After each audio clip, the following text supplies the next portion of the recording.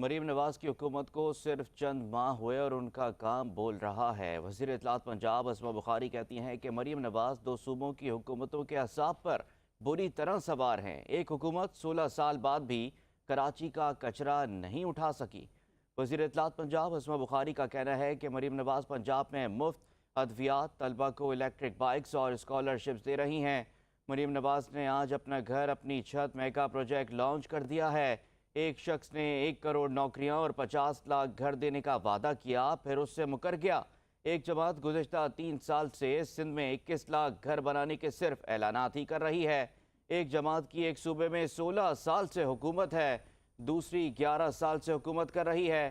مخالفین جھوٹا پروپیگنڈا کر رہے ہیں۔ جتنا وقت آپ مریم نواز کی کارکردگی پر جلنے کوڑنے میں لگاتے ہیں اتنا اپنے کام پر فوکس کرتے آپ کے صوبوں کا یہ حال نہ ہوتا۔